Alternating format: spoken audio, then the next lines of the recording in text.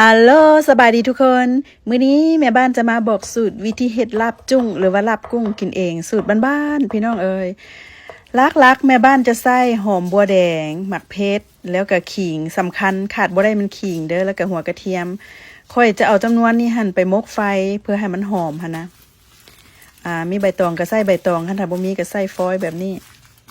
จะเอาไปมกไฟแล้วแม่บ้านจะตั้งน้ำอันนี้จะเป็นน้ำลาบนะใส่ปลาแดกประมาณ3 บวงแป้งนัวเจบวงหนึ่งใส่เกลือจะใส่เกลือไปน้ำ1 บวงแล้วเขาก็จะต้มให้มันฝดเขาจะเฮ็ดน้ำลาบนะพี่น้องเอ๋ยเด้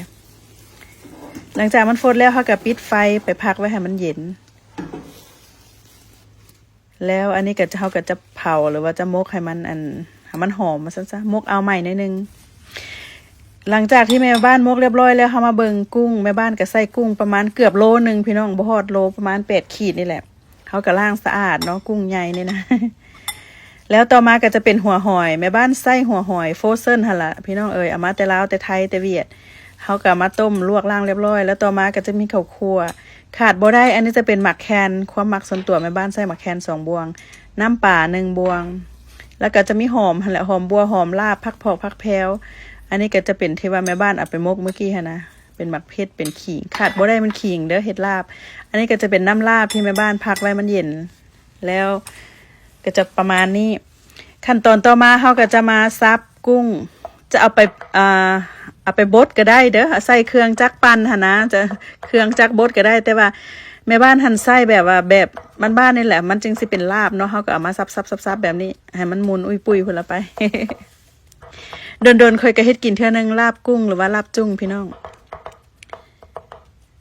กินกับหยังก็แซ่บเนาะมีผักหรือว่ามีเครื่องเคียงหลายๆแห้งแซ่บเฮาก็ซับไปซับมาซับไปแหละก็บ่อยากใส่คำศัพท์บ้านเฮาเนาะคันถ้าว่าแปลเป็นอังกฤษมันก็จะบ่ค่อยงามปานใดหั่นนะ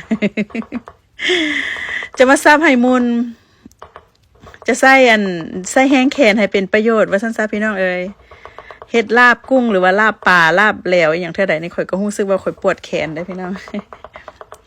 ที่จริงเขาเอาจักปั่นเอาก็ได้เครื่องปั่นนะแต่ว่าพ่อบ้านข่อยเพิ่นบ่มักเพิ่นว่ามันบ่เป็นธรรมชาติว่าซั่นเด้หลังจากซับไปซับมาแล้วก็จะได้ประมาณนี้แล้วขั้นตอนต่อมาเฮาก็จะมาตำเครื่องหอมนี่ตำขี้ที่จริงคันเฉพาะแม่บ้านเองข่อยก็มักมกมะเขือใส่หน่อยนึงก็เพื่อให้มันได้ความดำนิดนึงแล้วก็ความหอมมันเฮาจะเฮ็ดคือกันกับลาบสิ้นลาบเหนียวหั่นนะสนุกว่าพี่น้องเอ๋ยหลังจากเฮาก็ตำเครื่องให้มันมุนแล้วก็มาเอา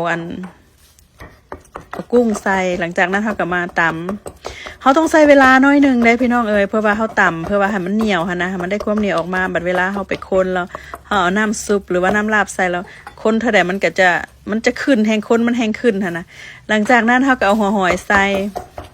หัวหอยนี่ก็ต้องต้มละเอียดเด้อต้องต้มให้มันสุกดีแล้วก็มาล้างสะอาดจังซั่นมันจึงสิบ่ขาวบ่เหม็นขาวหลังจากนั้นเฮาก็จะมาใส่น้ำลาบ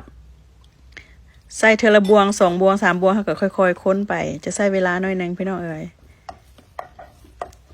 สูตรนี้ค่ะเพราะว่าแซ่บคันถ้าว่าผู้ใดบ่กินปลาแดกก็ใส่น้ำปลาหรือว่าเกลือแทนได้เด้อเดี๋ยวเฮาก็ค่อยๆใส่ค่อยๆค้นไปนี่แหละ ค้นไปนี่แหละเขาต้องค่อยๆตำค่อยๆค้นไปก็เขาใส่ความแบบว่าใส่ใจไปพร้อมนะพี่น้องเอ๋ยอาหารออกมามันก็จึงแซ่บสนุกว่าหลังจากนั้นก็ตืมแล้วก็ตืมอีกแล้วมันจะค่อยๆพูนขึ้นมันจะค่อยๆยืงขึ้นนะ มันก็จะได้หลายว่าซั่นซะเด้จะประมาณนี้ใส่แห้งแขนคักหลังจากนั้นขั้นตอนต่อมาเฮาก็จะมาซีมเบิงว่าเป็นจางเพชรจางเกลือจางอย่างก็ใส่แต่ว่าเฉพาะแม่บ้านใส่น้ำปลาอีกประมาณ1 บวงแล้วก็ใส่ข้าวคั่วมักน้อยก็ใส่น้อยมักหลายก็ใส่หลายข้าวคั่วนี่ประมาณเกือบ5 บวงได้แม่บ้านใส่นะพี่น้องเอ๋ยเด้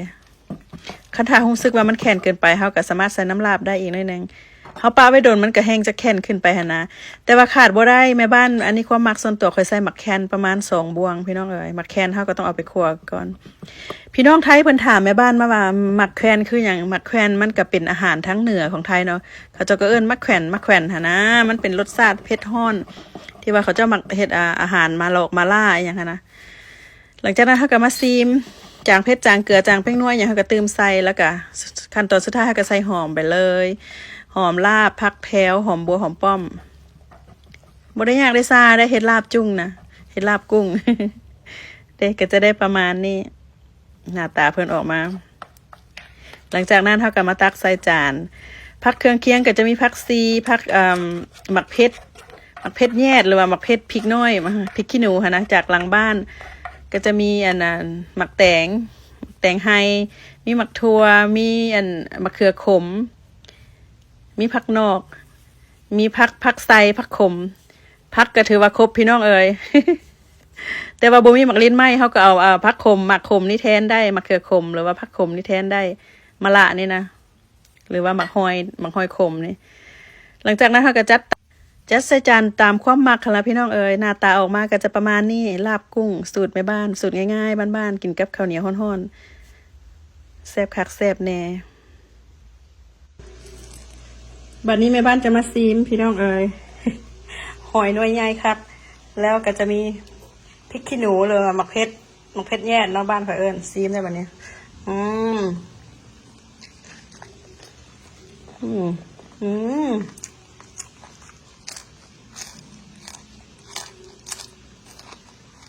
อืม